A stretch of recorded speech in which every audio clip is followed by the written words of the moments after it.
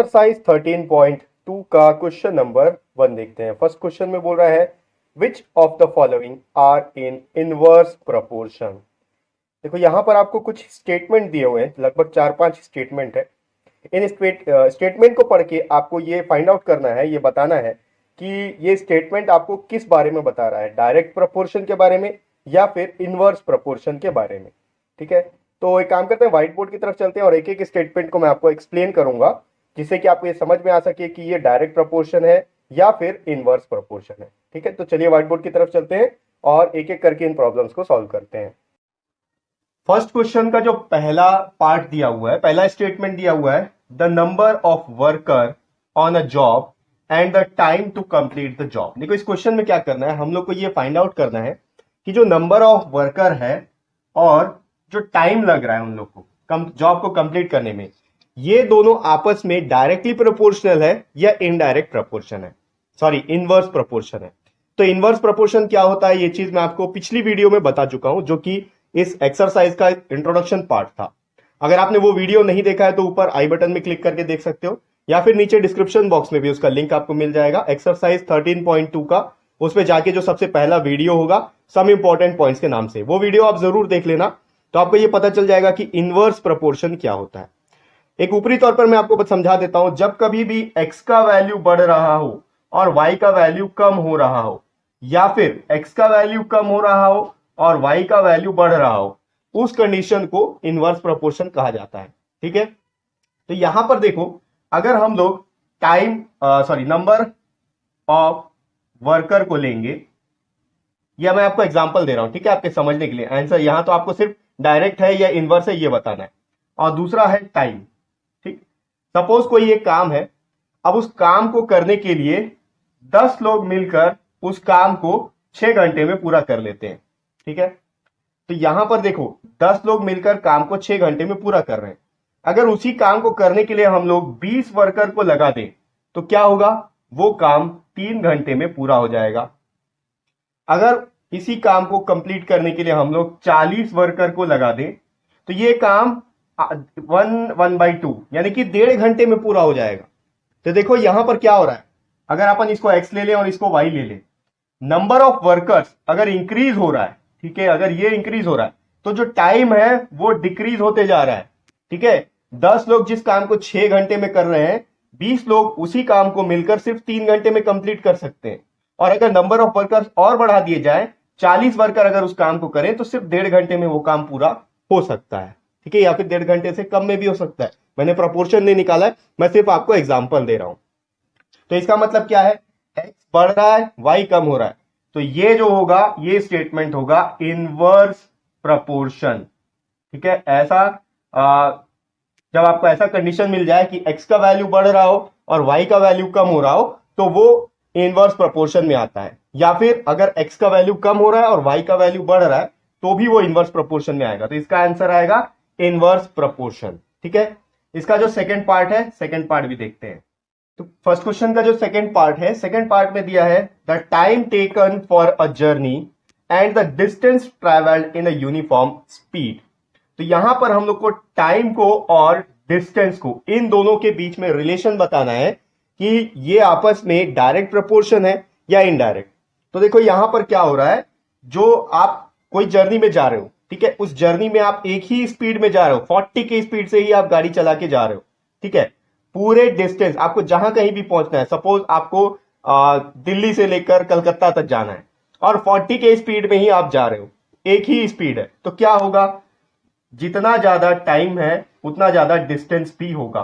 देखो टाइम बढ़ते जाएगा, आप 40 के स्पीड में गाड़ी चला रहे हो, 40 के स्पीड का मतलब क्या है, 1 घंटे में 60 मिनट में आप 40 किलोमीटर कवर कर रहे हो। ठीक है, तो क्या होगा, अगले 60 मिनट यानी कि 2 घंटे, या 1 घंटा में समझो 40 किलोमीटर, तो 2 घंटे में कितना कवर करोगे, 80 किलोमीटर। 3 घंटे में कितना कवर करोगे, 120 किलोमीटर। 4 घंटे में 160 किलोमीटर। तो यहां पर देखो टाइम तो बढ़ रहा है आपका, डिस्टेंस भी आपका इंक्रीज हो रहा है। डिस्टेंस नहीं, एक्चुअली आप उतना डिस्टेंस कवर करते जा रहे हो। ठीक है, तो यहां पर टाइम भी इंक्रीज हो रहा है। ये अगर आप इसको x ले लो, इसको y ले लो, तो देखो x भी इंक्रीज हो रहा है और y भी इंक्रीज हो रहा है। तो ये इनवर्स प्रोपोर्शन नहीं हो सकता।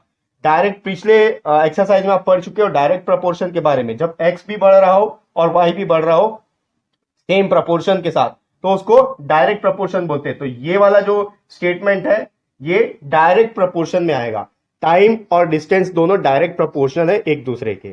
ठीक है, मैं इसको रब करता हूं, कुछ और स्टेटमेंट दिए हुए उसको भी डिस्कस करते हैं। स्टेटमेंट दिया हुआ है, ये बोल रहा है area of cultivated land and the crop harvested. इसका मतलब क्या है, जितने एरिया में खेती किया जाए, ठीक है, खेती करने का पर्टिकुलर एक लैंड है, उस लैंड का जितना भी एरिया होगा, और जब उसमें से जो कुछ भी, सपोज आपने धान लगाया है, अब धान उसमें से उगेगा, तो जो भी क्रॉप है उसमें से उग रहा है, तो आपको कितना मिलेगा, जितने एरिया में आप लगाओगे उतना ही आपको धान मिलेगा। ठीक है, अब धान का एग्जांपल दे रहा हूं, आप कुछ भी ले सकते हो, सब्जी तरकारी का भी ले सकते हो। सपोज गोभी है, गोभी का खेती किया जा रहा है, ठीक है, अगर 1 एकड़ में खेती किया जा रहा है, तो सपोज फॉर एग्जांपल, मैं एग्जांपल दे रहा हूं, मुझे एग्जैक्टली नहीं पता 1 एकड़ में कितना होता है। एक एग्जांपल में समझ लीजिए आप 100 किलो का वहां पर गोभी उग रहा है। ठीक है, तो अगर 2 एकड़ की खेती में उसको कल्टीवेट किया जाए तो ऑब्वियसली 200 केजी मिलेगा वहां से। 3 एकड़ में किया जाए तो 300 केजी मिलेगा। ठीक है, यहां पर देखो क्या हो रहा है, ये है लैंड का एरिया और ये है क्रॉप हार्वेस्टेड, यानी कि जो भी आप उसमें खेती कर रहे हो, जिस चीज का भी खेती, चाहे टमाटर का हो या गोभी का हो या धान का हो, जिस किसी का भी। तो यहां पर देखो, अगर इसको एक्स ले लें और इसको वाई ले लें, तो एरिया तो बढ़ रहा है, एरिया के साथ साथ क्रॉप भी बढ़ रहा है। जितना ज्यादा एरिया में आप कल्टीवेट करोगे, खेती करोगे, उतना ही ज्यादा फसल आपको मिलेगा। ठीक है, तो यहां पर ये चीज डायरेक्ट प्रपोर्शन में है। ठीक है, एरिया और क्रॉप डायरेक्ट प्रपोर्शन में, जितने ज्यादा एरिया में आप कल्टीवेट करोगे उतना ही ज्यादा आपको खेती से वहां से हार्वेस्ट करोगे, यानी कि वहां से आपको फल मिलेगा। जो कुछ भी आप लगा रहे हो, चाहे टमाटर हो, गोभी हो, धान हो, गेहूं हो, जो कुछ भी हो, जितने ज्यादा एरिया में आप करोगे उतना ज्यादा आपको पैदावार मिलेगा। आगे बढ़ते हैं, इसका फोर्थ पॉइंट देखते हैं, फोर्थ स्टेटमेंट। फर्स्ट क्वेश्चन का जो फोर्थ पार्ट है, फोर्थ स्टेटमेंट दिया हुआ है, the time taken for a fixed journey and the speed of the vehicle.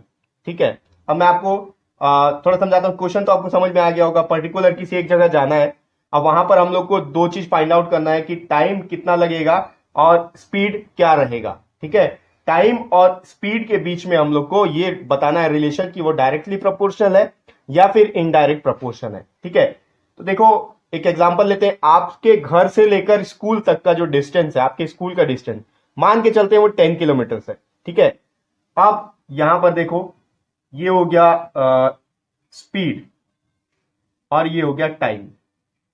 ठीक है, आप गाड़ी में जा रहे हो, अगर गाड़ी 10 किलोमीटर की स्पीड से चलेगी तो आपको पहुंचने में 1 घंटा लग जाएगा। अगर गाड़ी 20 किलोमीटर की स्पीड से चलेगी तो आप आधे घंटे में, यानी कि 30 मिनट्स में पहुंच जाओगे। ठीक है, मैं इसको उल्टा लिखता हूं मिनट्स में, ये 60 मिनट में, यहां 30 मिनट्स में आप पहुंच जाओगे। अगर वही गाड़ी 30 के स्पीड से चल रही हो तो आप 15 मिनट्स में स्कूल पहुंच जाओगे, और अगर गाड़ी 60 के स्पीड से चल रही हो तो आप सिर्फ 7 मिनट से भी कम में आप स्कूल पहुंच जाओगे। ठीक है, तो यहां क्या हो रहा है, देखो अगर इसको x मान ले स्पीड को और टाइम को y मान ले, x इंक्रीज हो रहा है, स्पीड बढ़ते जा रहा है, तो टाइम क्या हो रहा है, कम लग रहा है आपको। अगर 10 के स्पीड से जाओगे तो 1 घंटा लग जाएगा आपको पहुंचने में, 20 के स्पीड से जाओगे तो आधे घंटे में आप स्कूल पहुंच जाओगे, 30 के स्पीड में जाओगे तो 15 मिनट में पहुंच जाओगे, 60 के स्पीड में जाओगे तो और जल्दी पहुंच जाओगे। ठीक है, तो यहां पर स्पीड और टाइम का जो रिलेशन है ये इनवर्सली प्रोपोर्शनल है, क्योंकि स्पीड को बढ़ाने पर हमको टाइम कम लगेगा, जितने ज्यादा स्पीड में जाओगे उतने कम समय में स्कूल पहुंच जाओगे। तो ये है इनवर्स प्रोपोर्शन का एग्जाम्पल। ठीक है, इनवर्स प्रोपोर्शन। एक और स्टेटमेंट बचा हुआ है, मैं इसको रब कर लेता हूं, उसको भी देखते हैं क्या है। फर्स्ट क्वेश्चन का जो फिफ्थ स्टेटमेंट दिया हुआ है, फिफ्थ स्टेटमेंट में क्या बोल रहा है, the population of a country and the area of land पर पर्सन। यहां पर देखो, पॉपुलेशन को एरिया ऑफ लैंड से हमको कंपेयर करना है और ये बताना है कि अगर पॉपुलेशन इंक्रीज होगा तो एरिया, मतलब जो रहने के लिए जगह है वो कम पड़ेगा या फिर वो भी बढ़ जाएगा। ठीक है, फॉर एग्जांपल देखते हैं, यहां पर हमको देखो, यहां लिख लेता हूं मैं पॉपुलेशन और यहां लिख लेता हूं लैंड। ठीक है, अगर हम छोटा सा एग्जांपल लेते हैं, ठीक है, आपके स्कूल का एग्जांपल लेते हैं, आपका जो क्लास है। ठीक है, अगर आपके क्लास का स्ट्रेंथ 100 बच्चों का है तो आपको जगह कितना लगेगा, 100 सीट लगेगा, 100 सीट लगेगा। या फिर हम लोग इसको लैंड से ही कंपेयर करते हैं। ठीक है, आप देखो मैं एक प्रैक्टिकल एग्जांपल दे रहा हूं, क्योंकि क्लास का एग्जांपल दूंगा तो आप कंफ्यूज हो जाओगे। जैसे जैसे पॉपुलेशन बढ़ता जाएगा तो एक एक आदमी को स्पेस कम पड़ता जाएगा। ठीक है, क्लास का ही एग्जांपल अगर हम लोग लेते हैं, चलो क्लास के एग्जांपल से मैं आपको समझाता हूं। आपका क्लास जितना भी बड़ा होगा, ठीक है, अगर आपके क्लास में 100 बच्चे हैं तो और 100 चेयर है तो आप आराम से बैठ सकते हो। क्लास के पॉपुलेशन अगर बढ़ जाए 200 हो जाए लेकिन चेयर सिर्फ 100 ही है तो यहां पर क्या होगा, जगह कम पड़ रहा है। ठीक है, आपको चिपक चिपक के बैठना पड़ेगा। अगर क्लास को पॉपुलेशन और बढ़ा दिया जाए, 300 हो जाए, तो क्या होगा, जगह और भी कम पड़ेगा। ठीक है, यहां पर देखो मैं सिर्फ 100 को फिक्स करके चल रहा हूं क्योंकि आपका जो क्लासरूम है उसमें सिर्फ 100 सीट है। ठीक है, लेकिन यहां पर अगर आप देखोगे तो ये इनवर्स प्रोपोर्शन का एग्जांपल है। ये एक्स बढ़ता जाएगा और लैंड कम पड़ता जाएगा। लैंड जो है वो कम नहीं होगा लेकिन कम पड़ता जाएगा। जगह पर क्या, देखो यहां पर बोला है पर पर्सन। ठीक है, जब 100 लोग थे तो एक एक सीट में एक एक आदमी बैठ रहा था, लेकिन जब 200 लोग हो गए तो एक सीट में 2 लोगों को बैठना पड़ेगा, और अगर 300 लोग हो गए तो एक चेयर में 3 लोगों को बैठना पड़ेगा। तो जगह कम पड़ता जा रहा है, लोग बढ़ते जा रहे हैं, जगह कम पड़ता जा रहा है, पॉपुलेशन बढ़ता जा रहा है, लैंड कम होता जा रहा है। तो यहां पर क्या होगा, अगर इसको एक्स ले ले, इसको वाई ले ले, एक्स बढ़ रहा है, वाई कम हो रहा है, तो ये एक इनवर्स प्रपोर्शन का एग्जांपल है।